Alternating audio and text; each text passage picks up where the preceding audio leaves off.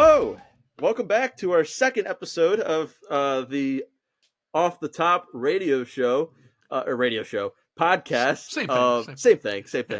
Same shit, different toilet, as I think Eminem once said. Yeah. But we're back. At least half of us are back. It's our ninth overall episode, but it is our second of the new year. It's Jacob Bradley. It's Tommy Tallarino. Mr. Tallarino, how are you doing today? Hey, how are you? I'm doing good. How you doing today on this fine, what is it? Thursday. Thursday night? Yeah. It's a Thirsty Thursday. Yeah, Thirsty Thursdays. Thirsty Thursday. Yeah, Michael Shetler is delivering some pizzas or something, he was saying. Is that what it was? I thought it was like packages. Maybe. Maybe. Something, that makes more like sense. that. That makes more sense. But he's delivering something. Honestly, it could be pizzas. It might be pizzas. Yeah. But he's delivering something. My guess is smiles and good times would be my guess for Mr. Shetler. Luke Rosenthal, MIA. Yeah. He's in New Jersey. He said he brought his equipment, and we've been waiting for an hour and 10 for him. And he's not here. If you have seen this man, Luke Rosenthal, there's a $10,000 reward. $10,000 reward that we can't afford. Yeah, we can have all four of our followers. I was gonna say, if you guys have seen our Xander Bogaerts tweet or message to him, we don't have much. That applies. Same thing applies. We have McDonald's coupons and maybe $4. Yeah, $4 and a couple McDonald's coupons. Large drink. Yes, great for free. Maybe $1 for I too. But either way, so it's just me and Tommy here today. Luke might join if he we don't know. Yeah. We don't know. This is a mystery to all of us. This is like the Rumble. This is like the Rumble with who was Edge in 2020. Yeah. Luke's our Edge. This is John Cena. Rumblings. Yeah, John Cena in 2008. Yeah. So we'll see if the countdown hits. Maybe there's a 31 entrant 2K20 style. It's the 40-man Rumble. The 40-man. Not the winner, though. Not the winner. Yeah. We can't be talking about him. He's main eventing CYM with Jericho this weekend. But either way, we are back here. Just a couple little housekeeping things. We changed a little bit of the formatting when it comes to posting the videos online. Videos on YouTube, they stay the same. They're up there, all the ones that we did last year, plus the new one from last week, and of course, what'll be this one. Whereas the Spotify is a little different. It's a little different because we stopped forwarding our money to Buzzsprout or whatever, and we took our talents to Anchor FM, and I haven't used that platform in several years. So only the most recent episode is up there. I might go through and upload 1 through 7 on there. They're not really much, but if you want to listen to them, feel free. And yeah, so those will be up there. If not, you might just have to do some serious digging through some of the links. I think we have links somewhere. Either way, you could find them. They're all on YouTube. Bio. Yeah, link in bio, like and subscribe, all that stuff. Tweet me at David Dobrik. Tweet me at David Dobrik. Until next time. What was that one to say? It's Killer Keemstar. Yeah. The news drama guy. Yeah. No. So that's us now. That's us now. Yeah. But either way, so that's just a couple of housekeeping things. We're gonna try to keep the weekly content stuff coming out in some iteration. Hence why it's just 2 of us here today. We didn't want to let this one die. But me and Tommy made the executive decision today to not talk about anything that is going on in the world of professional wrestling today, because there's not much to talk about.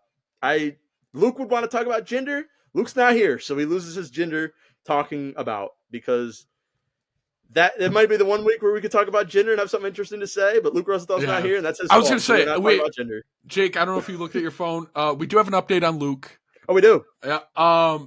He didn't make it. He's not making it today, but he's safe and sound. All right.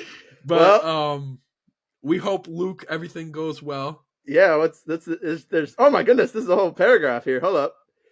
That was beyond. We'll address this. We'll address this at the break. Maybe we'll read it live out for the world. Yeah. Of where Luke Rosenthal is. But on Luke. Yeah, we have an update on Luke. He's all good. But once he's back, we'll talk about Jinder Mahal, since he is. No, we will not. No, we will not. They'll be making promises they'll be right next to their asses cake ass. He's a Maholic, okay? All right. He is a Maholic. Yeah. Which is funny. I went to school with several Maholics. As their last name, yes. Oh. that nobody liked Jinder. Not when we were in high school. It wasn't cool. No, it was Veer. It was Veer. Yeah, it was Veer. Not in high school, though. In high school, we didn't know what Veer was. Veer was pitching for the Pirates in the minor league. Yeah, that's right. That's right. But yeah, nobody liked Jinder in 2017, man. So the switch up's been a little crazy. I haven't watched. I just know he was talking in Hindi probably, I think, and and The Rock came out and kicked his ass, and then now everybody's Team Jinder. But regardless, what we have instead to talk about wrestling this week is we're gonna talk about wrestling of the past. So it's not like it gets much better, but we're gonna. This is pretty much the start of what we'll call the dog shit era of professional wrestling, and it's still going today. Yeah, it's still going today. This is where I feel like there's a time like when we're all fans when we're younger where you always think that something's gonna happen because like you want it to believe. It took like 8 years for the end of the story. I feel like about this whole show that that we're gonna review or look back at. I don't know if we're gonna review, but we'll look back and see what. We're going segment by segment here, Tom. Yeah. Oh, thank God. But we can't miss anything that's on this show. I was gonna say because this is a historic show, at least for There's multiple. Yeah. Go ahead. Well, I was gonna say it's important because like we're both big. We were. I don't know if we still are. I'm not really because like I just want to see him just be done and just like he put down his demons. Hang him up, Jeff. Yeah. But it's important because we were big fans of him, so it's like it's cool to look back and see his last time before he got popped for his last drug test. So absolutely, yeah. So what Tommy is talking about is today we were reviewing August 28th, 2009, which is the historic last ever show. Well, not ever, but the last show of Mr. Jeffrey Nero Hardy. Come on with it! It's the last episode of Jeff Hardy on SmackDown. It's the match where he wrestles Punk in the cage. It's the loser leaves WWE match. But a little bit of background because you mentioned big Hardy guys. The two of us were. It was he was red hot at this point in his career. Had won the title a couple times. He won it in like 2008 or something. Won a world title at Armageddon, and then won it again the following spring, and then lost it to Punk. And then won it back from Punk, which was a show that I was at. It was Night of Champions 2009. Me and my brother, my dad, and my mom went down to Philly. All had the Hardy bands on, and oh my God, dude, it was so cool because like the main event was Hardy and Punk, and I remember that like it was yesterday. And Hardy won, letting the Bradley family just lose their minds. It was so cool. But this was doing this, all this stuff. You could see us on the DVD. I'll have to see if I can find a picture and I'll send it to you. But yeah, it was a red hot for this dude. And then this happened, and just like that, he was out of the company and gone. He was in TNA about 5 months later. Right. What is crazy, right, is I believe because we were looking a little bit earlier about Night of Champions. I think that said it was July 26th. Or something of 2009. This is August 28th of the same year. Oh wow, yeah. And he's gone. Quick turnaround. He just won the belt. So like I don't know. We'll talk about it more when we get to the actual segment itself. But like I can't remember a turnaround that quickly where like they give a guy a belt. And I guess in my head when I was watching, I thought his contract was up. Yeah. And that's why he left. But like I said, we'll get to it later on the actual reasons why he was leaving. But nonetheless, Tommy, this is you want to talk about episodes of SmackDown of all time? This is one of them. This is it right here. I mean, this is just peak. This is it. So you want to start things off here, Tommy? Yeah. It starts out. They show. I think Punk walks out. Right. That's the first thing. Punk walks out. The world is watching. That's what you hear first. I was gonna Andre the Giant. I was just saying that gives me the goosebumps. And then does it really? Wow. A little bit. I hate that SmackDown intro they did. Like that's one of the worst ones. I don't remember it at all. I was gonna say it's so bad because it was like they only used it right before they went to Sci-Fi. They only used it for like a year. Yeah, because they're on My Network TV. Yeah. But CW or whatever. And then you just hear Todd Grisham and JR, which I forgot. That's who that was. Okay, I wrote this down that I had no idea who that second guy was because they never showed him. No, we never got like the camera shot of like where we the lower third. There was nothing. I was saying they just didn't care. They assumed we knew. They assumed we knew, or they edited it out because this wasn't live. I don't believe was it? No, this wasn't live. They used to film on Tuesday. They were taping them early, so it was obvious because this was very heavily edited. And there's one point later on in the show that is so extremely edited. But CM Punk walks out. Yeah, fucked up intro where it's like it's like the Titantron is in the back, and it's like a poorly photoshopped, edited version of the guys doing their taunts. So like you see like Punk doing like this, and it's like this weird song that I've never heard of before. I think like Natalia's in the intro or something. Yeah, that's why Luke's not here. Yeah, I was just saying, he's just boycotting it right now. Melina's in it too, so it's like Melina's in it, doing this, and it's all like that stuff. it's like DNA strands, isn't it? yeah, it's the DNA strand of SmackDown. It's like the darker blue. Like they switched it from like a lighter blue to a darker blue. Yeah, this era of SmackDown it sucks balls. This shit is awful. I was gonna say that late 2000, we'll call this the post He Shall Not Be Named era of wrestling, because this was like maybe a year after. I think it was around a year. So year like or two, yeah, this is when the PG came in full effect, and like they didn't want to do much. But drugs are fully out of the company. Yeah, no except for one person. Except for one guy. Yeah. He's not in the show, but one guy gets to do drugs. The one guy. But yeah, I mean it starts out, so SummerSlam was that Sunday. Punk wins the TLC match. And they show the cage. They make the whole big deal about the cage. But I don't know. The cage is like 50 feet up in the air. It's way higher. It's so high. Yeah. They did like the Andre the Giant Omos camera on the cage. I was saying, it's just bird's eye view of the cage and everything. And it's like, oh, okay. Right. And then he comes out and he's like, watch what I did to Jeff Hardy. And it's like, it's just a normal. He's showing the crowd what he And then he goes, and then he also shows him getting his ass kicked by the Undertaker. Like, what are you doing? Like, I would, if that was like weird heel behavior. Like, here's the Undertaker coming out and choke slamming me in front of everybody. Watch me get my ass kicked by the Undertaker, guys. So it's like, and then they watch it and he's like, this is unfair. I'm gonna steal cage. He like throws a tantrum. So it's it's like okay, and then huge pop for Jeff Hardy. I mean, he was over. Oh, yeah. That's the sad thing. Like, he was, like, genuinely over with the fans. The people rise to their feet just to hear this guy's music. Like, he's not even doing anything. He's just coming out with the music. And honestly, top 5 theme song. The No More Words. I was, you know what, Tommy? I'll be honest with you. I was feeling it during this. I mean, like you say, like, it was cool. Like, this episode sucked. Yeah. But, like, this part, and like seeing Jeff and this stuff it almost kind of made me sad. Yeah. You know, to watch this and realize that like, oh man, this was something that like I really cared about as a child, was like Jeff Hardy and his stuff. And did you have the armbands? Oh, I had everything, man. T-shirts, armbands. We'd make them, cut them out of socks, like, and then when we go to the shows, like my dad would buy us the new ones. I remember he bought us the like kick-ass legit ones. One time, but they kept getting inside out. Yeah, I had the green and black ones. I don't know if like there was the ones that were just like a Derrick Rose arm sleeve. Yeah, and there was another one that had like the actual holes in it. And it was hard to like get your hand through it. Yeah. So we had a couple of those, and like my brother was probably a bigger Hardy fan than I was, but we'd rock those things everywhere, everywhere but public, pretty much.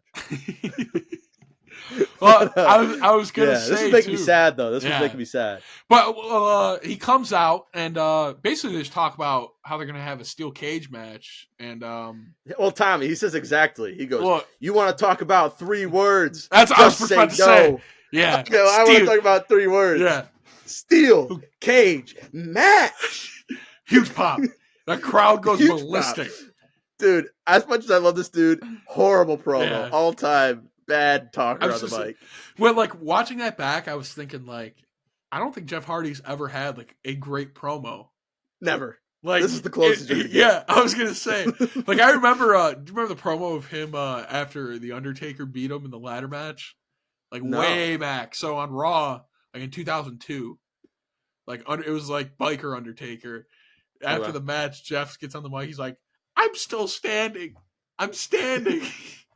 And it's just like, it's so bad, but it's like this one's not that much better. So it's this one oh sucks, my god, yeah.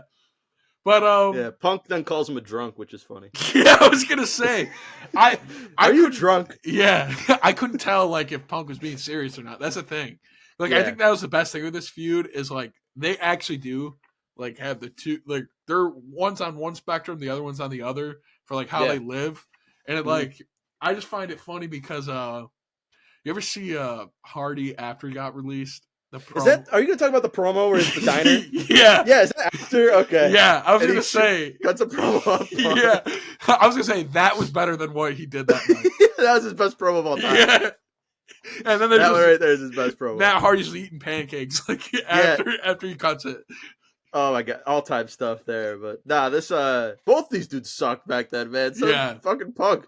Like you had like that's the thing. You talk about like how this was like perfect feud for both these guys. Yeah. Because it was the polar opposites. But like this was way hotter when I was a kid than it was watching this shit now. Because like Punk has no tone to his voice. He's just are you drunk? you like the people are gonna go do pills when you get home. I am world champion. I am. Yeah, we know someone who sounds like him during this promo. It could be 12. Yeah, there could be, but one that we specifically know by person. Yes, we do. But no, like this isn't even that good. And like, so Punk then's like, hey, I want to, I'm tired of getting booed. I want you out of here. Yeah. And Jeff goes like, oh well, put my career on the line. You're wrong. Yeah, he's like that's a big risk. Yeah, he's like trying to get the crowd into think like, oh, I'm not gonna do it. Yeah, and then he does you're on, and then holla playa. Here he is. There's a little dance and everything. Yeah, he comes out. Hold on a minute, playa.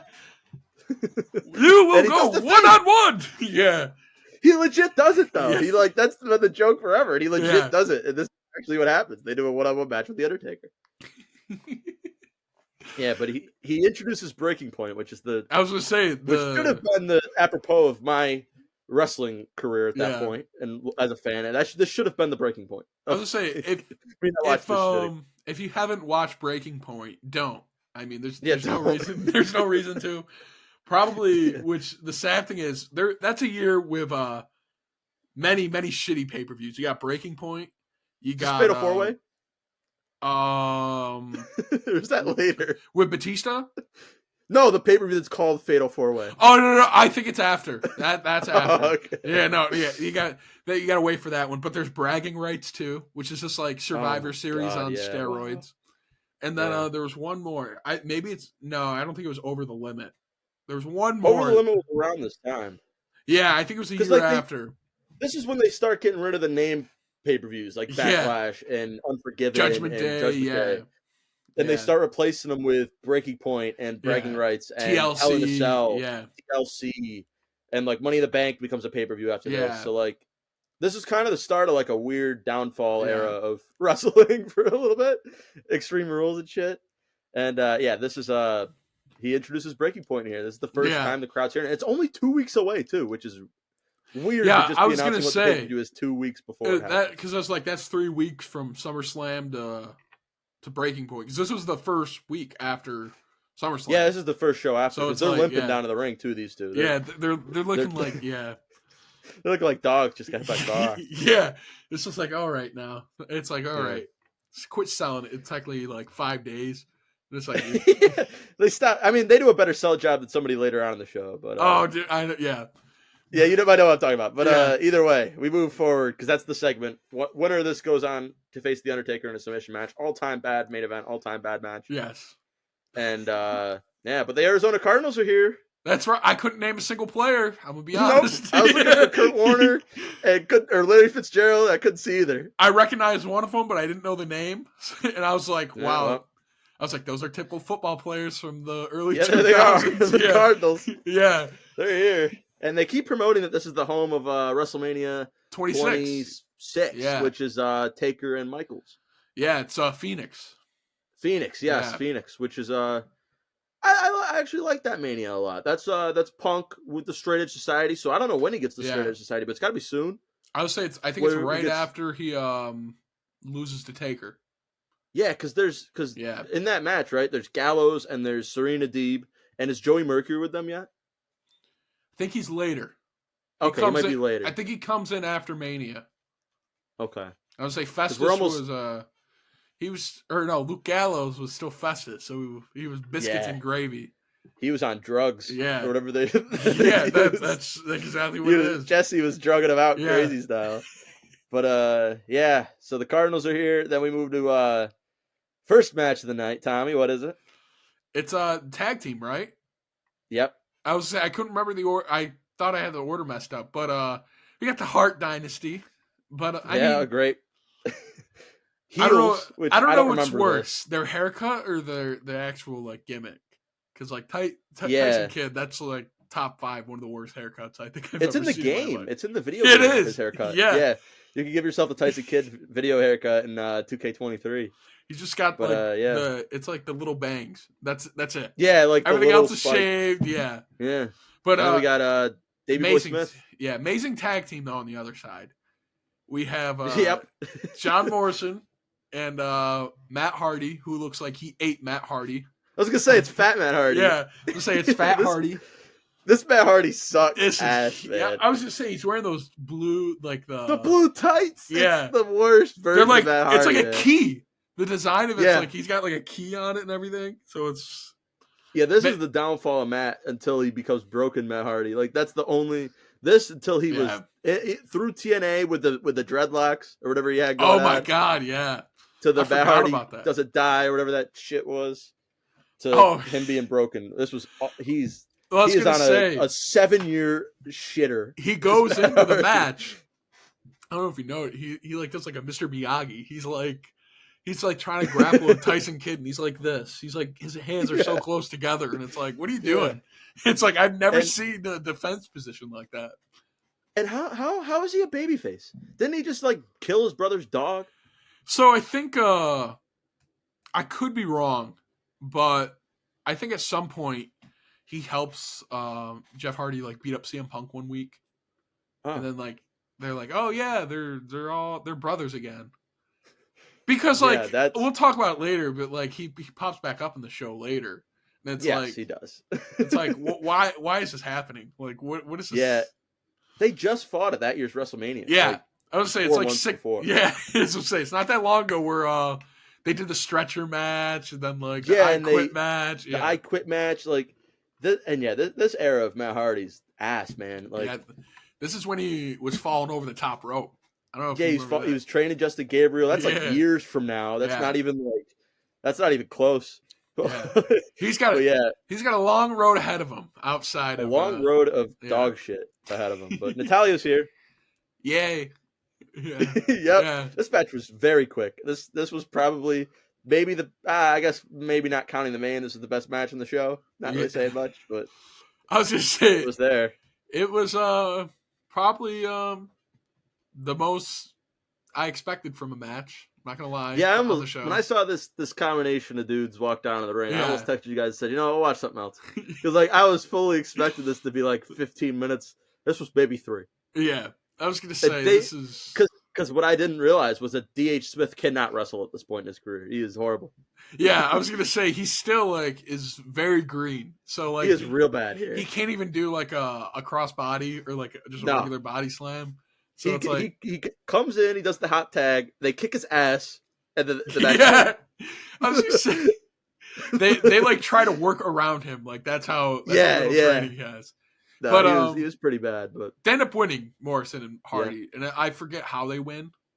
Starship Pain. Okay, I was just saying. I thought house show ass match here. I was just saying, there's no way that they hit a twist of fate, but like I didn't write notes for this one, so I just want to make sure. But for me, I like this next thing. I don't know if you saw the next. Do you? I was like, why are we showing these random facts on TV? I don't know if you jotted this down. Oh wait, there were facts on TV. Yeah, I thought you were moving to the backstage. Oh no! I believe during the commercial break, somewhere around the commercial break, either right before or right after, a little graphic pops up, and it's like, "Did you know SmackDown was the most watched entertainment program on last Friday among males under 65?"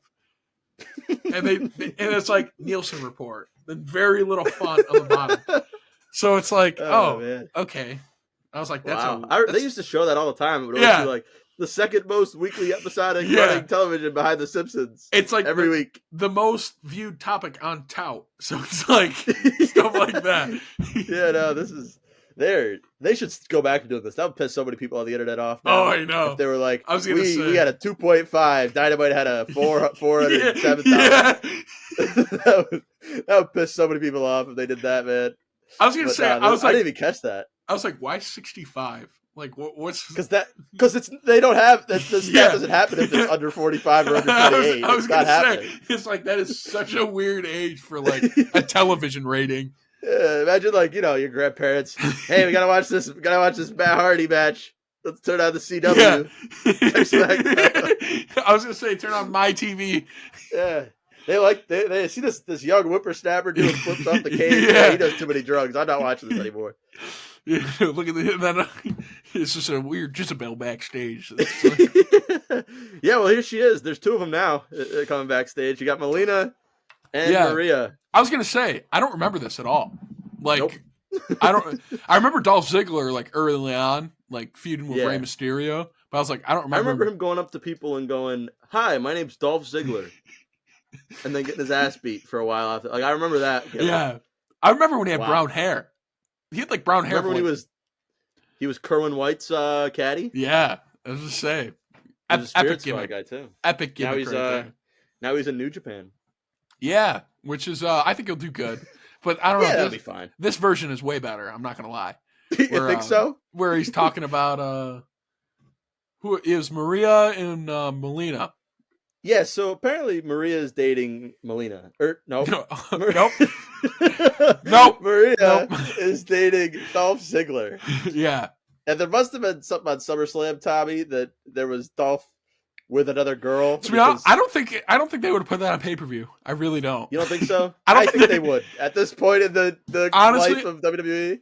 I was because like I was thinking about it, I was like, okay, they're gonna put that on a SummerSlam pay-per-view, and I'm thinking, what was on that year? And it was Jeff and Punk. They put fucking Regal versus Christian for 8 seconds on that exact same show. Well, I was gonna say, they could squeeze in this segment. Oh, you think that's what it was? For like, probably make time. They were like, "Hey, Christian, we got to cut your time. We got to." Yeah, we got DX got a tank today, so we got. Well, I was gonna say we got Dolph Ziggler sneaking in his sister for some backstage passes, real quick. Dolph shows up now because first of all, Maria, right? She's been in the company now for like 5 years. She's a veteran now.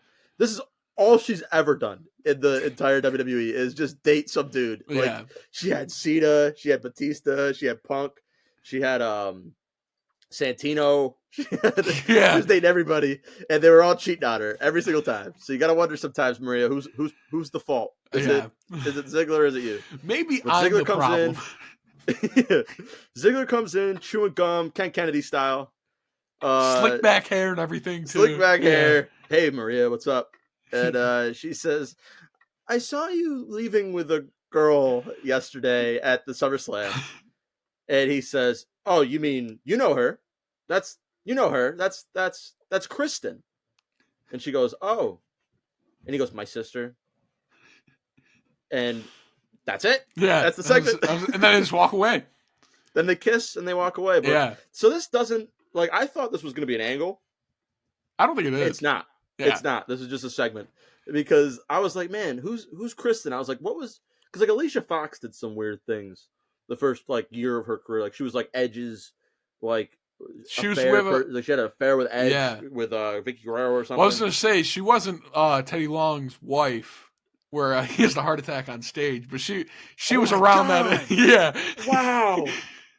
That's what we're watching next. Yeah. Shit, I was going to say, dude, that's one of my favorite segments to look back on. Wow, I forgot about that. Because he has a heart attack right when it's the priest, right?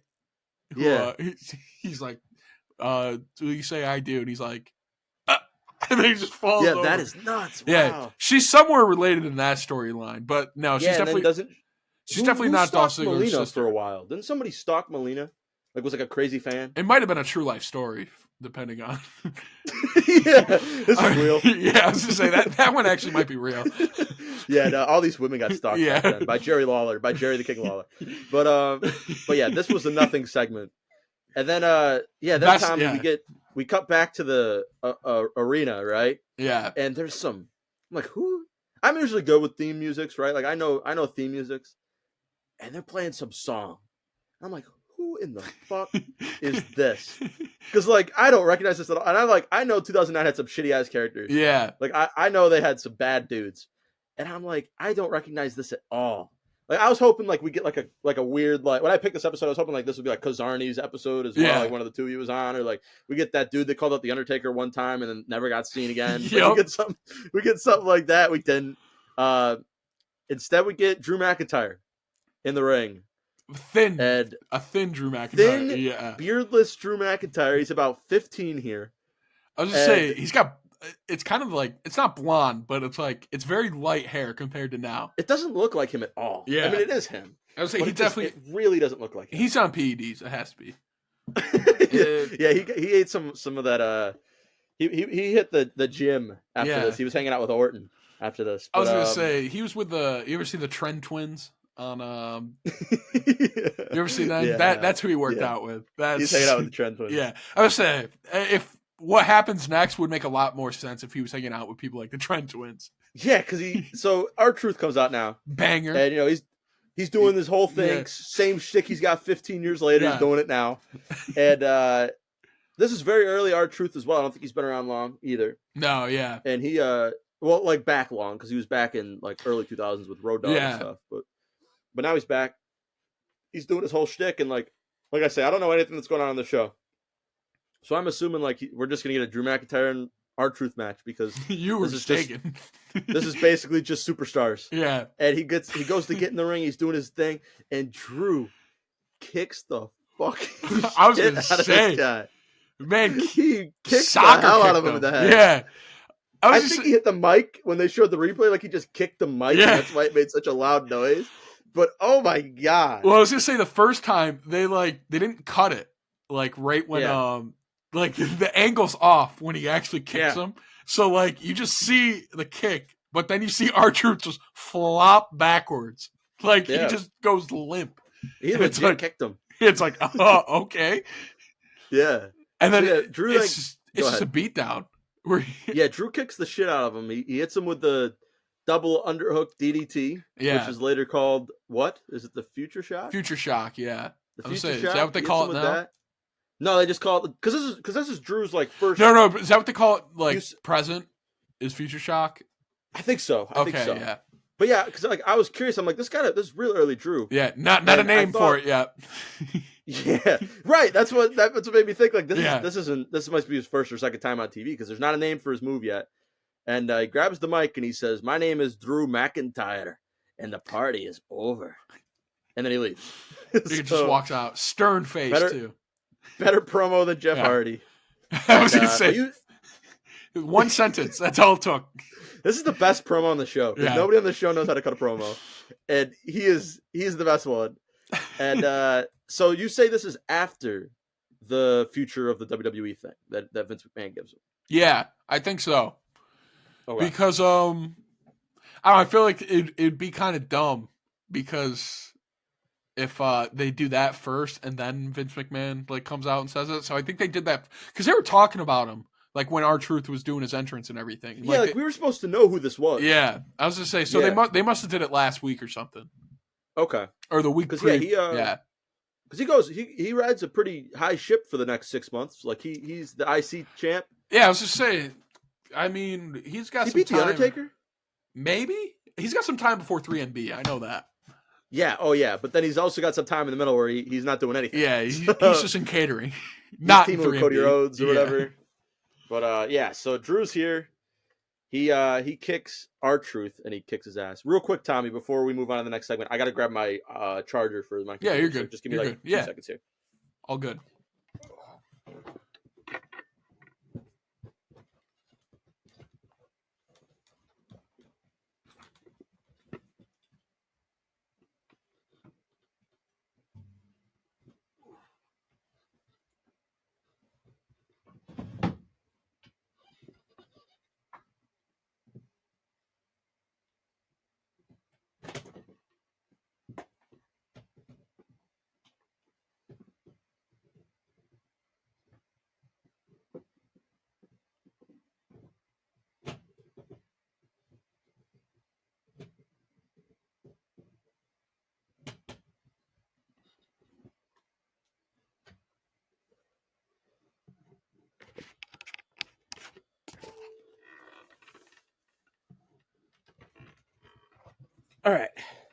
Whoa. Ho! You did a little bathroom break. Yeah, I was saying you just had a little bathroom break, like for the people who are watching the show right now. Oh yeah. I mean, yeah. this next segment. I'll get it out. Yeah. Well, I was just say this next segment is. Oh yeah. I was just say we got fuck yeah. Yeah, it just it goes to a break after a crazy assault on R-Truth. They're just like, oh, we gotta watch it again. Yeah, and they're like, oh, we'll be right back. So then they go to break, and then they come back, and they're just showing Michelle McCool in crutches with a title. And I'm like, oh, wait, she was champion at this time. It's like, She was. I couldn't name any other, diva or women wrestler on the roster at this point. Yeah. Like, off the top of my head, watching champion? Or Divas champion? Divas champion. They didn't have a... Or, wait. Was it the women's champion? I have no idea. It was it wasn't the pink one. It was So it was the old WCW style one. Yes. Yeah. Okay, so they haven't brought around the Divas Championship. Yeah, no, not yet.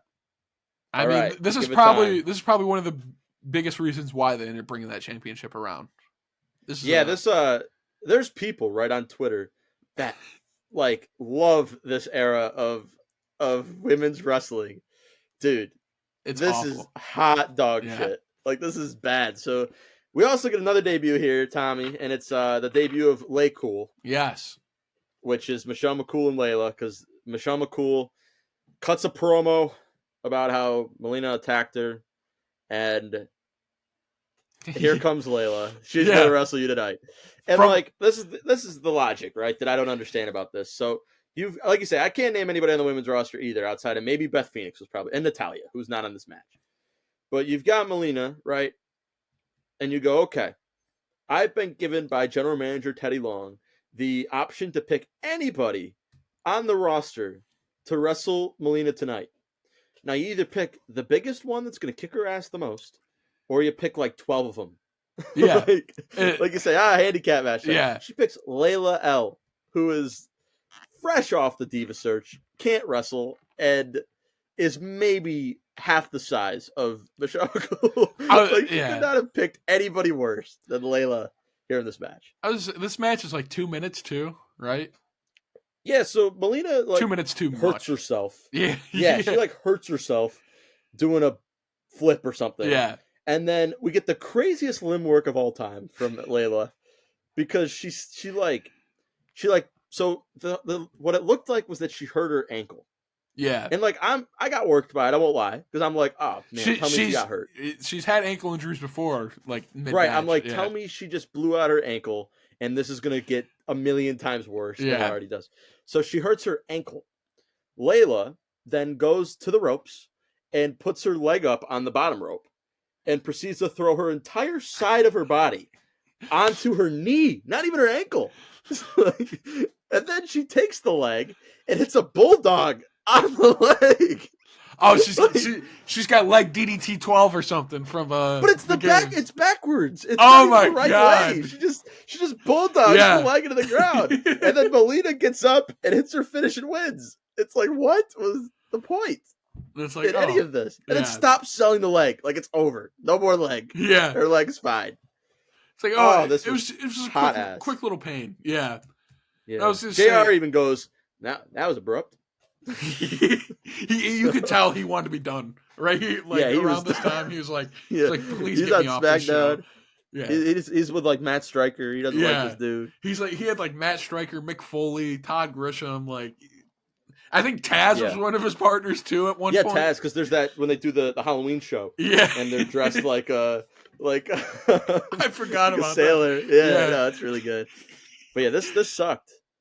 Oh my God! But honestly, the next, do you have anything else you want to say? Melina runs out of the ring and pushes Michelle McCool over. Yeah, I was gonna stands over her awkwardly for several minutes. Yeah, her music hits and that's it. I was saying it took a while for them to go to break. They were like, "Oh, we need to kill at least 25 more seconds on this." Yeah, they were stalling big time. But that's it. That's all. I was gonna say we get the commercial break and then get some promo package. But then this match might have been honestly just as bad.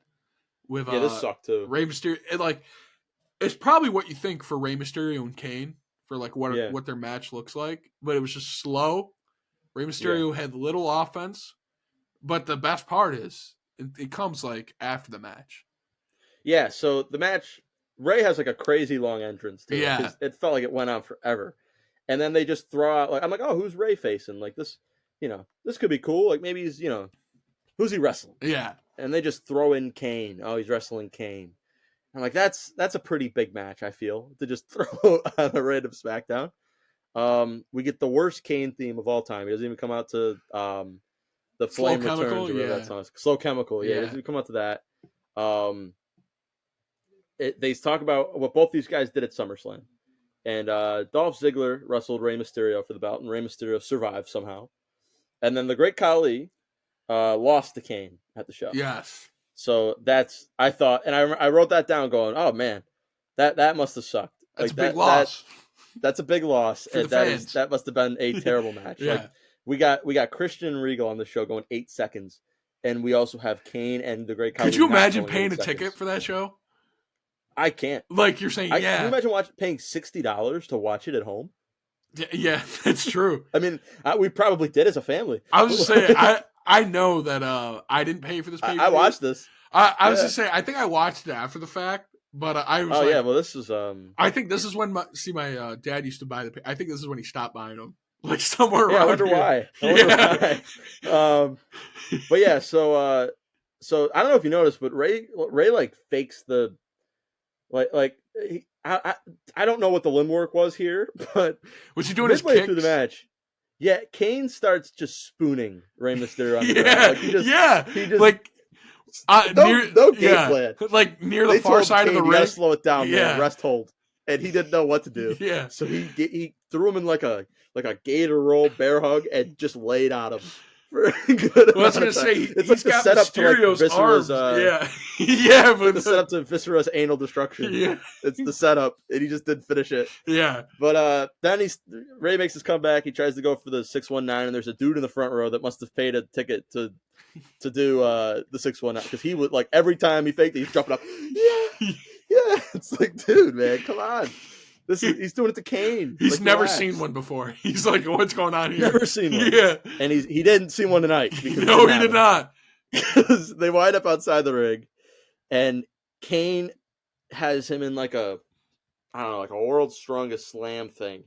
Yeah, and near he the ring runs post? him into the ring post, and the referee rings the bell. He's like, wait a minute. You no. He DQs him. Yeah. He's like, you can't do that. For what? What's he getting DQ'd for? I was going to say, it's like, I was saying, you can't do that. Like, the ref's it's like he's never seen that before. It's like, it's not like it's been done like 25 times There was probably worse. Yeah. I mean, Kane. I was saying, he was spooning him, like, on live TV. How's that not a DQ? This is a DQ instead. And that man's got a family at home. Right. It just gets, he's got Dominic and Aaliyah. Punk's about to sing her happy birthday in a couple months here. Yeah. And then this is like, so it gets so worse because like this is how I knew the show wasn't live, because you start hearing the Great Khali's theme song and it cuts as soon as the music hits and Khali's like halfway down the ramp already. I would say, it's going to take a while for him to get down there. They added that one in post, his music, because it's dubbed like crazy. It's playing like New Jack, like it won't turn off. It just keeps going for like too long. He's with Ranjan Singh, who's got the sideburns going crazy. They got a kendo stick too, don't they? He's got a kendo stick somehow. Yeah. Khali can't do a damn thing in the ring at all, because he goes to put Kane in the I don't know what he was trying to do, the bomb thing that he does, the pick up and slam, the classic big man move 7. And Kane has to land on his feet and then bump himself over the top rope, like with his arm, like, because the spot was clearly he was going to go up with the choke slam, and then Kane was going to escape it and then just go over the top rope and leave. Yeah, but Kane, because he doesn't do any air on Khali, he just gets thrown in the air, lands on his feet, and then dumps himself over the top rope, and then Ranjan Singh blasts him with a cane over the head, and then Khali comes out, and they both start beating each other's asses with canes to the back. He's beating Kane with a cane. And then it's not over. It's not over. No. Because Well, I was gonna say, go ahead. Khali, that's not the worst like bump that someone's taken for him. Do you remember the Batista one where he just falls back? Is that like where he gets pushed off the rope? Yeah, 3 steps, yeah. And then bumps. I was gonna say, Kane tried to do that, but like, this is what his best attempt was. This was a horrible segment. But then, like you said, it's not over. Not over. Yeah, not over. Because out comes Dolph Ziggler, and because the crowd starts rumbling, right? Yeah, like you hear the crowd because they cut back to Ray, and the crowd's like, "Oh!" Like they start pointing, and it's fucking Dolph Ziggler, and he comes down, just hits his finisher, right? It's like a weird version though. He's got him like a sleeper hold for a second, and then he drops him back. I was like, "What is this?" And then that's it. And I said, "This is the worst era of wrestling of all time." I was gonna say this is that era where it was Rey Mysterio in the mid card, and then like kind of no one else. So it was like Chris Jericho for a little bit, and then it's like okay, like we got right, like the number one guy in the company leaves tonight. Yes, like he is gone, and like what is there on this show to watch? I was gonna say other than Jeff Hardy on a weekly basis. A lot of the star power is gone, but I don't know if you know. Jake. There's one guy with star power on the show, and he's gone. I don't know about that, Jake, because we get the commercial break, and then it comes back, and then we get another interesting fact. I don't know if you read this one. Oh, I did read this one. It was said there definitely is some star power because it says, "Did you know visitors spend more time per visit on WWEUniverse.com than Facebook, MySpace, and Twitter?" No, I mean that's some steep competition. I mean, I guess the numbers go up when you have 4 people visiting the page and they're all on it for 20 minutes. I guess the average is pretty good. Well, I was going to say, too, I don't know who did this. I think it was like Com something. This wasn't Nielsen? Yeah, this one wasn't Nielsen. The only one I knew was Nielsen. I was like, that's really interesting that they're showing the Nielsen report on TV. Yeah. This one, I think it's just like some third party. They were like, yeah, do you mind just like skewing this result real quick? But yeah. So nobody's going to check them on it either. Yeah. I was going to say, there's definitely some star power. And then we see the cage. The steel cage is just hanging there. And it's just like... Gotta show this cage. Yeah. I was like, they're trying to zoom in on the cage all the way, but it's so high up that like it's still like a bird's eye view for everyone. It's just like looking at it through binoculars. Yeah. What's that there? They're like, what could this be? So it's like they don't hit the crazy cage music yet. That's later out of the show. I would say they do the lights. Yeah, they do the lights. The lights and the music. It's always like almost every cage match. Every cage match, still probably to this day. I was gonna say too, the steel cages look so much better than they did before. Or now, or they look terrible now compared to then. Now it's just like last cage match, Ben. I forget when it was, but I remember seeing one. It might have been last year. It was just have one on Raw or something. Probably a couple months ago. But like it's just they put like Damian Priest in that thing. It's just like different pieces of a fence. It used to be like because it like comes together. Yeah, I was gonna say now it's just like each side has like 3 or 4 different sections. It used to just be one long piece on each side, and it's like real thick on the top. Like like room for like he who shall not be named to do a diving headbutt off the top of it. I was gonna say that's a huge pop, huge snap right there, and then I mean it's a shame, but maybe it doesn't. No, I'm not even gonna make that joke. But then we get to another guy who shall not be named because we get what might be the worst theme song ever playing over the air. It's the remember this? Yeah, it's the Jericho and Big Show theme song. I don't remember. I remember the Miz and Big Show one. I don't remember this one at all. I don't remember that. Yeah. I remember this one because it's like the guy is screaming the Jericho lyrics over the and it's not the original singer. It's like and it's not, and then it's also a guy that isn't the original singer doing the Big Show song alongside it. Like he's doing the break the wall. It's not Jim Johnston either. Well, it's the big. Yeah, it better not be because if people that think that this is that dude belongs to the Hall of Fame, you gotta listen to this song. And if that has Jim Johnston's name anywhere over that dude should be be exiled. He's off from the ballot. WWE history. Yeah. Get him out of here. He's on the Jericho's shall not be named list. Yeah, Jericho's here. This tag team is this is another thing that I saw live was the formation of this fucking tag team. I was gonna Edge say, gets hurt. yeah, he tears his Achilles. So the Big Show steps Yeah, up and does with the his team goddamn blue tights. with his blue singlet. He looks like a ice cream cone. Did you notice? I don't know if you saw the camera angle when they're walking to the ring. That the belt he's wearing is too small, so they actually added another like section for it to like snap together. Yeah, it's like this little section that they add on one side. Goodness. So I'm like, oh my god! I was like, is this before he throws John Cena through the light, or is this after? This is after. Wow! I was gonna say, yeah. What a fall! It's a fever dream for him. But I will say, I don't know if you want to talk about anything about the promo because it's literally just. I got some about the promo. Yeah. Okay, yeah, I got one thing, and it was. What's your thing?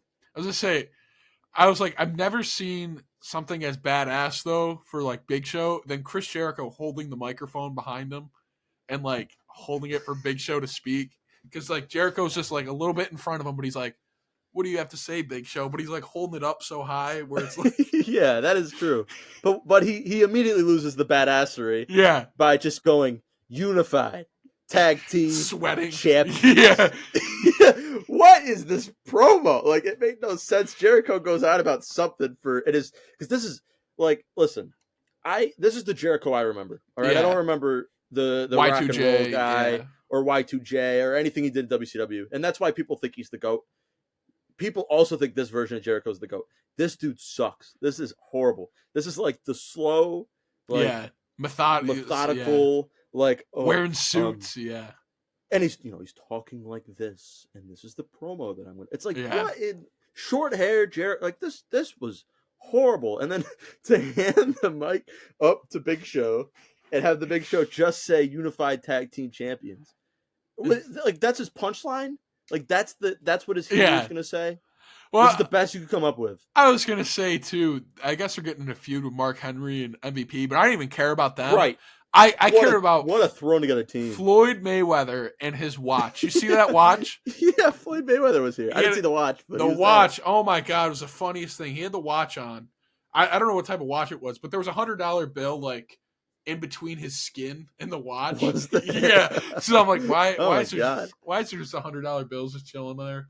But that was like probably one of the third best things from the promo that I found. Like that was probably the most best thing from the promo. Third most out there where I found like it was the best thing to talk about. This is horrible. I was gonna say, well then you get Crime Time, which they changed the theme music from what it originally was, and I was like, oh yeah, it's not Poppy Rollies anymore. Yeah, Rollies, it's Crime Time. Yeah, it's just go straight to Brooklyn. That's the best part. It's Crime Time. Yo. I was like, oh, I hear the yo. I'm like, oh, pop your 40s and check the Rollies, and it's like, oh wait, no, that's just not it. No, that's not it. This is just JTG and Shad. Yeah, and then we get the match of the century right here. Chris Jericho versus JR Shad. says that they don't have their usual demeanor on, which that's not true. What does that mean? They did the handshake. Yeah, and they did everything. They were so you see his JTG's jacket. Yeah, I think. What did it say on it? Did it say something on it? I don't know. I just saw a picture of his face on the back of it. Okay. But yeah, either way, they come out. It's Shad versus Chris Jericho. Yeah. And JR says it's the first time they've ever wrestled each other. So we got first time ever here in our hands. And then they just throw in that JTG apparently beat Jericho like a couple weeks prior. Yeah. What? I was going to say, somehow this turns into a tag team match towards the end of it. So I got so mad because I was done with this. Like this at this point of the episode, I was pretty over this because this was like 20 minutes of just pure bad, horrible stuff. And they start fighting on the outside. And then fucking Teddy Long's music hits. And I was like, he's going to make this a tag team match. Like, are you kidding me? And then in the most universe mode cutscene of all time, he says, well, we're going to make this a 2-on-2 tag team match. Ring the bell. It's going to get restarted. And we get back, and it was just like, there's nothing to talk about. Like, that's the thing. It's like, this wasn't like, it was just a match. Botch. Yeah. It was like, it was heat on JTG for 3 minutes. You get the tag. Shad takes out Jericho, and then Big Show hits him with the knockout punch. It's over. And I was like, oh, okay. I was like, That's it. I was like, I could have skipped through this. Like, Could have skipped through yeah, this. I was like, I knew not needed to be a tag team. I was like, I knew how this match was gonna end. And we see none of MVP or Mark Henry, who are apparently wrestling them. It was a brand split. It was a brand split. You can't go red gold, man. Can't go red gold. We're calling this the brand split era. I mean, that's like this is where they're gonna. So wait, so hold on. It's the brand split. Yeah. Why are they fighting each other? They unified the titles. That's why. So so they can do both. Yeah, they were the only ones that did both. Oh my God. Yeah. I would say it was what a horrible era. I would say that's the only good thing about this era is like they still had were like, okay, these guys would be on SmackDown and then these guys would only be on Raw. So like that was the only thing. But I don't know why. Well, for SmackDown's sake, they better hope there's a draft coming up soon.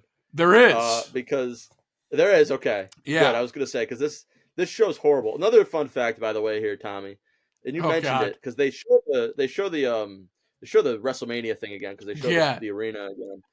Like the Big Show goes into that WrestleMania as tag champ. But he's with the Miz. What? Yeah. Like this isn't that long from now for this dude to have a whole other tag team partner with a whole other title run. It's just the same gimmick except Chris Jericho became world champion. That's the only thing. Because I know they did the match with DX where they throw where Jericho uses Big Show as the ladder. Yeah, and he just like falls and misses the table completely. So so like I know that I remember that spot, but like all of a sudden he's teaming with the Miz and he's the champ again because I believe the lineage of the tag titles are it goes to those two and then DX wins it and then it goes to Big Show and the Miz. Yeah, am I wrong? It's something on Raw because Big Show was technically Raw for the titles. I think that's what the problem was. Boy. So yeah, this was rough. Yeah, I was gonna say I think Big Show and the Miz beat him in a triple threat tag team match. Really? So, yeah. What was the third team? Boom? I think it was like Undertaker and Cena. What? No, I don't know. Are you kidding? I was gonna say if it was Undertaker and Cena, but it was probably Air Boom. Not gonna lie. I'm gonna look this up real quick. Or it was MVP or Mark Henry probably. Oh, MVP and Mark Henry. Maybe. Let me look. What would this even be called? The Unified Tag Team Titles? Yeah, probably. Unified. But they go into the Raw. Yeah, keep going, Tommy. Sorry. I was gonna say there's not really much else from that match that was very like out there or like something that I would want to talk about. Yeah, we get the commercial. Yeah, we get the commercial, and then Jeff Hardy's back, and he's putting on the face paint, and then Matt Hardy walks in, and like he looked angry too, which is like I find like it's like why are you angry right now? Like yeah, I was like I thought you're a good guy again. So he's like Matt, wishes him luck, and then he asks like if Jeff knew what he was doing, and Jeff said, "Well, I'm rolling the dice like always." So it's like he's just he's so unhinged right now, where it's like there's like they were he's like on so many drugs. Yeah, WWE was like they didn't let it get to Victory Road bad, but they were like if you can just like say a sentence. Just say whatever. Just take like half the drugs before the show. Yeah, take the other half after. He like that's the thing about Jeff Hardy, right? Like this dude is just all time like does not speak like humans would speak. Like no, one of the it's like slam poetry. Yeah, like Matt gives him his like hey man, like whatever happens, man, like. Win these titles, kick CM Punk's ass, and we'll bring the Hardy Boys back one more run, which is not true. Yeah. And then Jeff goes, "You know me, man. Live for the moment. And the moment is now." And he's looking at himself in the mirror, doing half blackface. And then that's it. And then we get to the match. And like this is like that's the thing, right? We get 3 separate parts of this show with Jeff Hardy cutting up promo. And I don't know which one was the best, and I don't know which one was the worst because all 3 of them suck. There is this no one best. Was pretty bad too. Yeah, there's no best. There's no worst. They just are all bad. Like it makes me question how, as a kid, I liked this guy.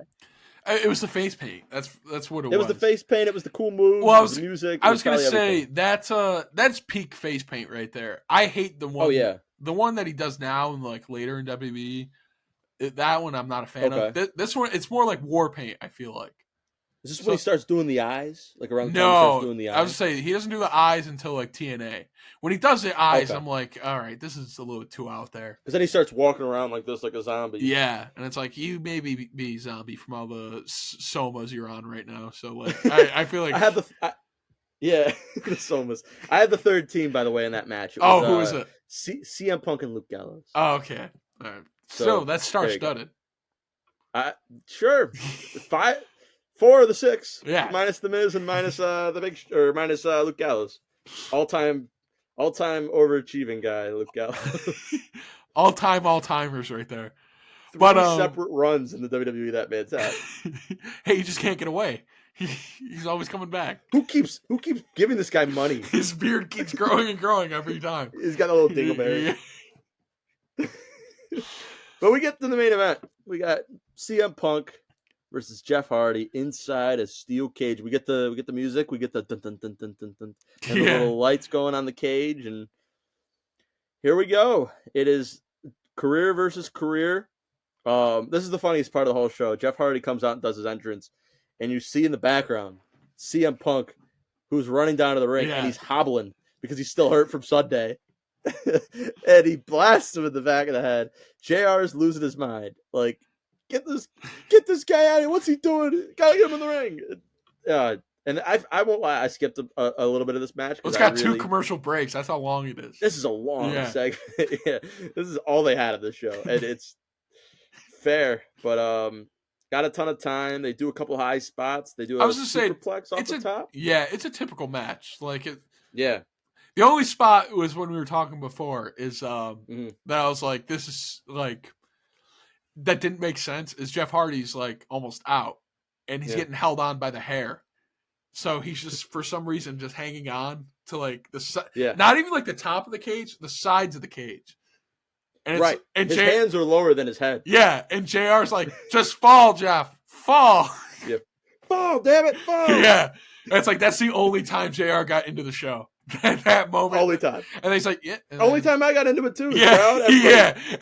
And then he's like, "Well, CM Punk just put him back into the ring, and he's back in the ring. What a superplex! Yeah, Jeff Hardy just died from the top of the cage, and JR was, what a superplex! Todd Grisham's like, "Where's Christian?" Yeah, it's Christian. Yeah. Oh my God, yeah, that is Todd Grisham. I thought in my head that was Josh Matthews the entire time. No, I think he got the release papers a little bit around this time. Oh no! And then you know what it was? They demoted him to NXT. Oh yeah, because we get Josh Matthews running NXT. Yeah. We got to watch more of those NXT. Oh God! But yeah, Matt Striker is the other one at that time. He got some hot water this past week. Did you see that? No, I didn't. What happened with Matt Striker? Oh yeah, so Matt Riddle was in oh God MLW, I think, wrestling a member of the Bloodline, and he Matt Striker just starts going, you could say what you want about Matt Riddle, but he's as good as it gets. I don't care what he does. But he's as good as it gets. And he's like, all these internet rumors about Matt Riddle. It's like, what? You just can't be saying that, dude. Like, I get what he was going for. I get, like, it was probably, he was mentioning, like, WWE, the weed and stuff. Yeah. But, like, he also got convicted of, like, sexually assaulting several women. Yeah, like, I was going to say. That's what people's minds jump to when you say, I don't care what he does. This guy's amazing. I don't care if he's got a porn star girlfriend. Whatever, what he does in life. That's top notch. Notch. Pregnant? Didn't he get her pregnant? Yeah, I think they already had the kid. Oh, what? Yeah. Wow, my concept of time's so screwed. I swear to God, I just saw that they announced it the other day. Maybe they just had the kid. It's like a 2-month-old kid, 2 months in the womb. You should probably slid right out of there. But yeah. but yeah, Matt, all these dudes suck, man. All the generic ass white dudes that they had calling Raw and SmackDown for this era is horrible. Yeah. But then, we get to the final spots here. Hardy goes for the door. I think Punk stops him. Yeah. They're at the top of the cage. Hardy falls. Hardy falls because Punk pokes him in the eye. And he Punk pokes him like Yeah. this. I was like, I've never seen a poke like that. He pokes him everywhere but the eye. Yeah. Is what happened. But Hardy takes a gnarly ass bump, like just falls from the top of the cage directly on his junk, Yeah. and then falls down. Punk drops down, and like this is like I remember this like this whole I don't think I've watched this match since, and I don't think they did. I don't believe they did much about this stuff until like for a while, like Yeah. even ever. Like I know they did the thing next week where Punk comes out dressed like Hardy, because I skimmed through the next episode to see if they even mentioned Punk beating Hardy anymore. But that's it. Then they don't ever mention Hardy losing to Punk again, because he does the stuff with the Undertaker, and then it moves to the Straight Edge Society stuff, and Hardy's in TNA and doing a lot of drugs, so we don't talk about him anymore. Yep, he's sniffing lines and yeah, doing a lot. But like this is genuinely a core memory for me in professional wrestling, and like, you know, I mentioned me and my brother were humongous Hardy fans. This was it for it. Like my brother never watched again. This is it. He's like, I'm done. This is the last thing he watched, and yeah, this is that's it. Hardy's gone. Punk blows him a kiss, like 2011 or whatever, and the crowd is like I was expecting like maybe they'd like cry. They just look like they're numb. Yeah, like they're numb. Like they have nothing to do about it. Like they just are. They can't believe it. And like I wonder, like, because like I said, I was still young. I believed everything, so I don't know if I even like I think, and I wound up being right. But like I think the thought was, yeah, this guy's gone forever. But like being an older wrestling fan at that time, I was just been like, what? Like the understanding that like this guy has got everybody cheering for him. He's the most popular guy in the company, and he's gone now. I was gonna say, you know, that's crazy. Men under 65. What are they gonna watch now on Fridays? Now that Jeff Hardy, those men under 65, man. You know, is Bob Backlund on this channel? Yeah. Nah, they it goes so downhill from this point. But this part you say wasn't on TV because they flash up the little lower third graphic, the title card or whatever, and then Hardy, because that's the thing, right? Like the cage starts raising and Hardy's laying in the ring, and it's like, whoa, like this is like he's actually done. Like this is pretty nuts. And he grabs the mic, and I didn't write down what he says. It's like he's like, I'm sorry I let you guys down or something. Yeah, he goes, well, at least you got one more Hardy on the show. Yeah, and the crowd doesn't care. Yeah, it's like it's yay. Yeah. And then we got Matt still. He just says and like, he says one more line. He does blow a cigarette, but he does like the Hardy thing. And what's he say? Like, I don't even remember what he says. This is not a goodbye. Another line of like, it's like not a goodbye. Yeah, but it's like see said you later. like Jeff Hardy. Like it's like goodbye, Enigma, out. Yes. And he leaves, and no music. He just leaves, and he's throwing his headband and his armbands in the crowd, and there's a woman asking for his shirt. Yeah. She's going, Jeff, can I have your shirt, Jeff? And he just isn't giving her a shirt. He gets to the stage, does one more, and that son of a bitch. Yeah. CM Punk runs out and blasts him in the back of the head with the title, and holds it up, and that's it. I'll say Hardy's out. He's done, and just like that, he's done. he fast forward a few months. He's got shaved head. Yep. He's coming in through the crowd in TNA, and he's doming Homicide with a chair. Half blonde, half black for his hair. He's on. It's modest. Yeah. Oh, it's like I remember when he went into TNA. It's like whatever match it was like Escape to the top of the cage. Remember it had like the little hole? He's just like sitting on. They just stopped. They stopped the whole match. And he just sits on it. He's like, yeah, like Consequences Creed. And yeah. Like I'll look it up. What's that? It's like I remember watching that live too, and just I don't know. I don't know if I cared, but like it was weird. It didn't feel like the same, and it honestly never was. And that's the thing that I was sad about, is that it never was the same for Hardy. Like, you know, the dude did the TNA stuff. He did the heel run, and people really liked that. And that, you know, that was unfortunate because of the way it ended on several different occasions. And then he comes back. What's that? 8 years later. 2017 he came back. 7 or 8 years later, 2017. Yeah. Well, I think the thing does the stuff with his brother. Go ahead. Yeah, I feel like he comes back, but I always felt like he was going to make his way back around sooner, like as a fan or like as a kid. Okay. Like I always followed TNA too, and like I always me too. I remember I think it was like ProWrestling.com, something like that. and it was like Oh, wow. always like, oh, Jeff Hardy's contract, it's coming up. So I'm like, oh, he's gonna come back to WB, because it was always rumored. He never did. But Yeah. it sucked because I think, like, looking back on it, like, you could tell they're setting up something with Jeff Hardy and Punk again. They just didn't know Yeah. when.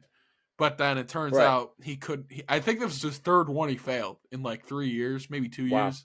Yeah. So he failed his third drug test, and they were like, "You need help. Like, there's no getting around this. Like, it's either go to rehab or you're not wrestling." And he's like, "I'm not going to rehab. I don't need that. I'm an enigma." And then that was it. Live in the moment. Yeah, he lived in the moment, all right. Yeah. Then he cut the promo at the diner. And they fired him. Yeah.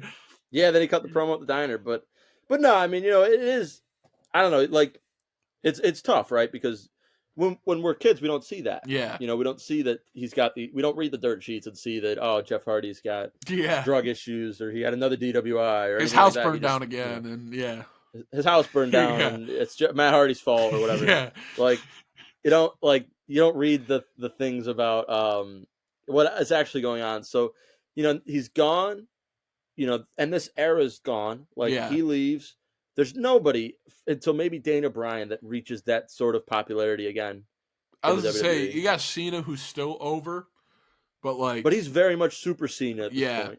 I was he's deep into that. Like, he's about to beat all the Nexus in I was going to say less than a year. Because soon, I think 1 month later, you get Batista yelling at Rey Mysterio, just saying, "You're supposed to be my friend. You're supposed to be my friend." Yeah. So, like, you get that pretty soon, and then I don't know any other, like, you get Kofi Kingston. That's your next top baby. Right. Like, you think of the other baby faces on this show alone, right? You've got John Morrison, who never could make it to that next level, like, just with whatever it was. I mean, he had all the ability, just never, like, jumped up as a babyface. As a heel, I thought he was great, but babyface, no. Matt Hardy's never going to do that, not for the next 10 years. And then you've got what? You got Shad? Who else is on this show? Yeah. You got Rey Mysterio, who's just doing Rey Mysterio things. You've got R-Truth was on the show. Dolph Ziggler. Like, this is a horrible show. And, like, it stays this way for a long time. Like, Orton's still a heel. He's doing the legacy stuff. He hasn't turned babyface for a while. And it's like, let's say it's at that Mania. Stuff that, right. Yeah, because he wrestles the two of them. But yeah, it's sad because it's like, oh man, this, and even like you say, in TNA, it wasn't the same with him. And even in his second run back, like, he comes back and gets doing the Hardy Boys stuff again, gets popped for drugs, goes away for a minute, comes back and does the single stuff. What do you want, a title? Yeah, gets popped for drugs again. Yeah. Gets popped for drugs again. Literally, that's the same thing happened. He gets his music back. Yeah. And everybody's like, oh, we're back. He does. I remember he had a sweet match with Rollins somewhere. Oh, I was going to say. The crowd was really into Hardy. Well, I was like, oh man, this is awesome. They should do this. Even in 2021, he beat the biggest rising star in Karrion Kross. So, I mean, he was going places on that second run. Yeah. I mean, he was so over.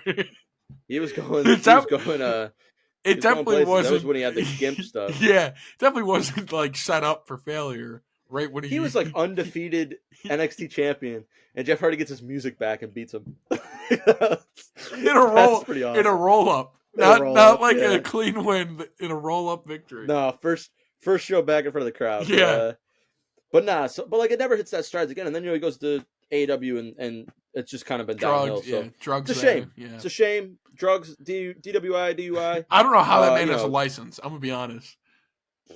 Beats me, but I don't know. It's weird. It's weird. He's one of the more polarizing figures, maybe you'd call him at this point in his career.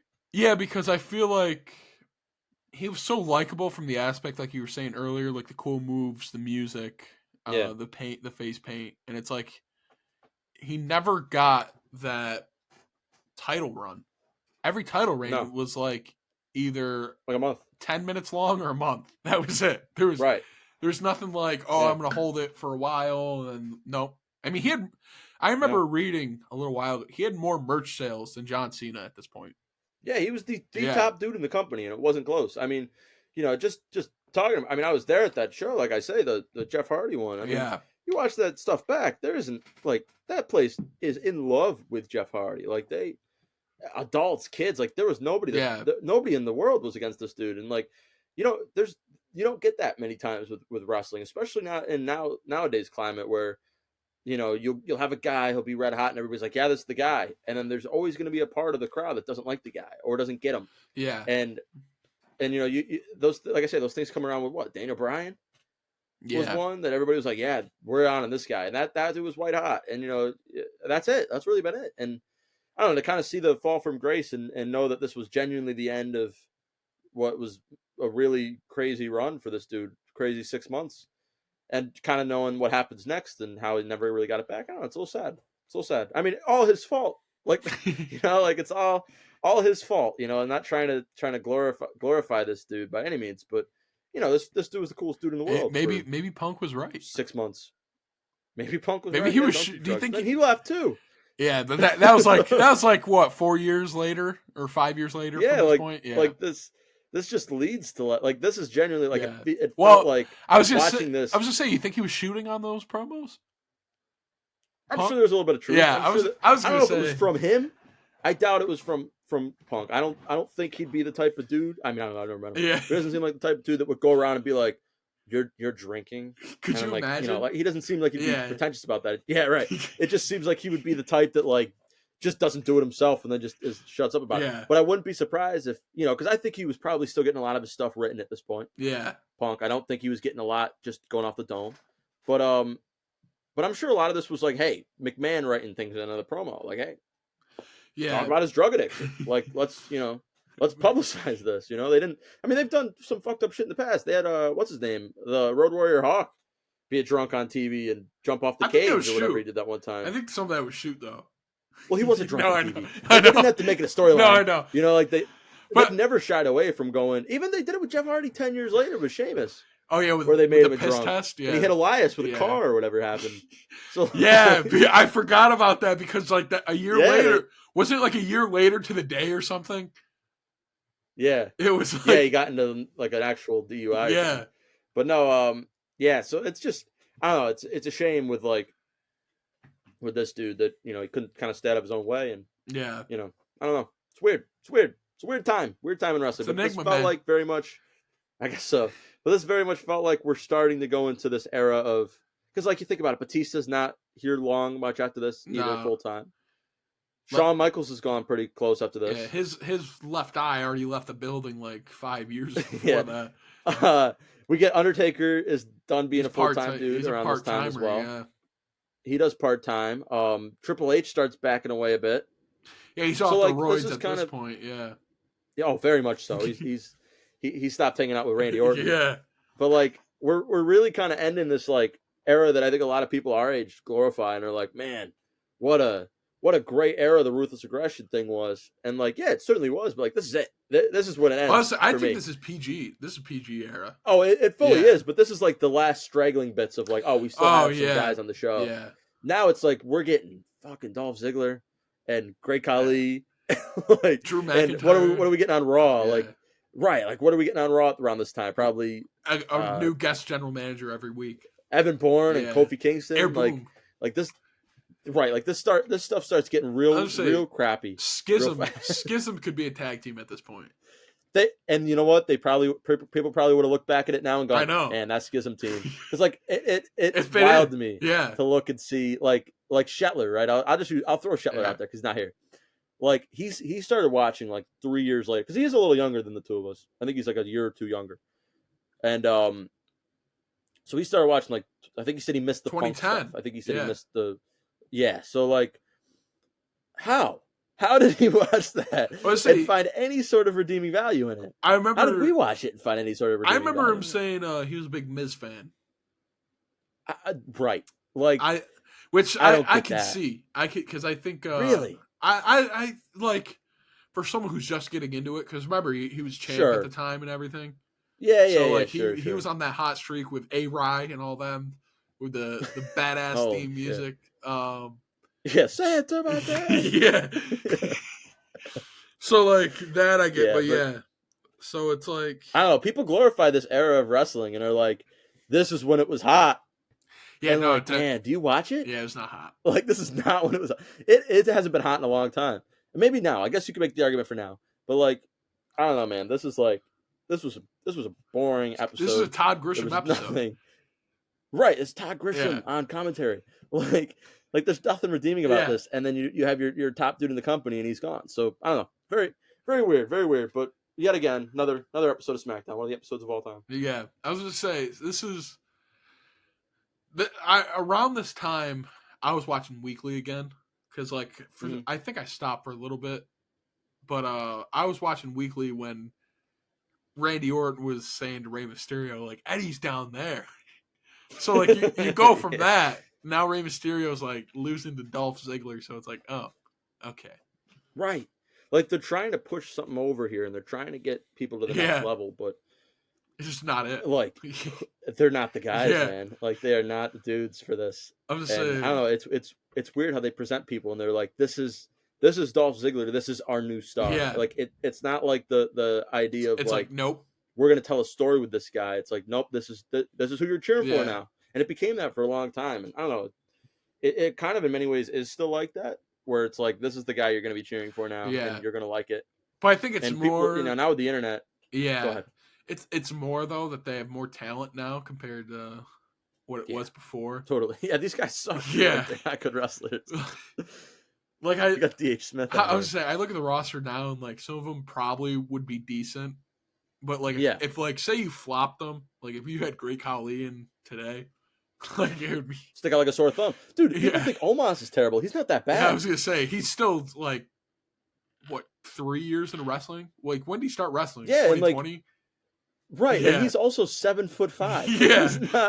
That is not easy to walk, let alone wrestle. But no, like this is a real bad era of wrestling as a whole. Oh, I got like the hiccups or something, but nah. Either way, another episode of SmackDown down. I think next week we'll try to watch something different. Yeah, I was just saying, we can either go older or I think we'll go a little older. Yeah. I think we'll go a little older. Well, like I said, we might. I got an idea. I got a couple ideas going in my head. I will talk off camera. I don't want to promise anything I can't deliver on. But all I say is best regards to Luke Rosendahl, who watched this episode and took notes and didn't get to talk about it with us. So sorry. But sorry, Luke. Luke is fine, though. There's no more $10,000 reward. Yeah. Luke's fine. Yeah. $10,000 off the table. Yeah. But all right, Tommy. That's probably gonna do it for this one. I was saying that was an episode. Another one. Yeah. That was an episode of all time. But listen, thanks everybody for watching or listening or whatever. It's pretty much all I got. Follow us or whatever. I don't care. Do what you got to do. There's like 4 of you guys that watch this on a weekly basis, but hopefully we are back making content. So if you're enjoying it, maybe feel free to tell your friends about it and, maybe get this thing going off the ground here in 2024. But Tommy, anything you got to say? I think you hit everything on the head there, Mr. Bradley. All right, sir. Hopefully Luke and Scheller or some iteration of us will be back next week. But we'll see if Luke goes unmissing and Scheller stops delivering whatever he's delivering. But all right, thanks for listening once again, and see you guys next week. Thank you.